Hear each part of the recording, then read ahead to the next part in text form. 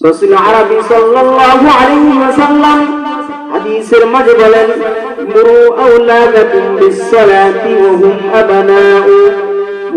আবনাউ 7 সিনিনা ওয়াদরিবুহুম আলাইহা وهم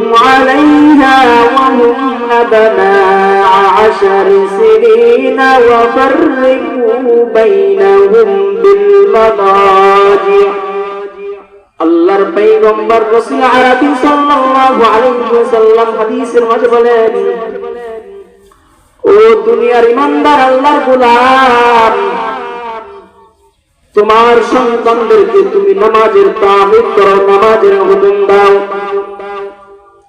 যখন তোমার সন্তানের বয়স 7 বছর হয়, তখন তোমার সন্তানকে নামাজের হুকুম করো, নামাজের তামিল করো। আর যখন তোমার সন্তানের বয়স যখন 10 বছর হয়, তখন তোমার সন্তানকে প্রহার করো, নামাজের মধ্যে পাঠাইয়া দাও, তার বিছানা পৃথক করিয়া দাও। আল্লাহর পয়গম্বর জানায় দেয়, তোমার সন্তানের বিছানা পৃথক করিয়া দাও। নামাজ এমন একটা ইবাদত, মানুষের জন্য নামাজ কিয়ামতের ময়দানে যে মানুষের মধ্যে সর্বপ্রথম নামাজের হিসাব নেওয়া হবে। আল্লাহর পয়গম্বর রাসূল আরবি সাল্লাল্লাহু আলাইহি ওয়াসাল্লাম হাদিসের মাঝে বলেন, আউয়ালু মা ইউহাসাবু বিহিল আবদু ইয়াউমাল কিয়ামাতিস সালাম। কিয়ামতের দিন সর্বপ্রথম বান্দা তোমার থেকে নামাজের হিসাব নেওয়া হবে।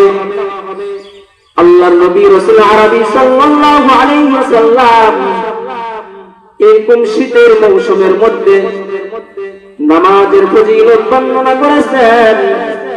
নামাজের ফজিলত বর্ণনা করতে গিয়ে আল্লাহর পয়গম্বর রাসূল আরবি সাল্লাল্লাহু আলাইহি ওয়াসাল্লামের এক সাহাবী হযরত আবু জার রাদিয়াল্লাহু তাআলা আনহু এই হাদিস বর্ণনা করেছেন।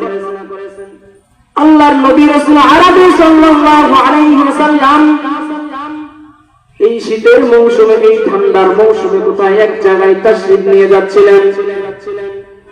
আল্লাহর পয়গম্বর দেখেন শীতের মৌসুমে গাছের পাতাগুলো এমন ভাবে ঝরিয়ে পড়ে। আবু জার রাদিয়াল্লাহু তাআলা আনহু বলেন, এই শীতের মৌসুমে এমন পাতাগুলো যেমন ঝরিয়ে পড়ে, আল্লাহর রাসূল সাল্লাল্লাহু আলাইহি ওয়াসাল্লাম এক গাছের মধ্যে, ডালের মধ্যে হাত দেন। হাত দেওয়ার সঙ্গে সঙ্গে গাছের পাতাগুলো আরো ঝরিয়ে পড়ে যায়।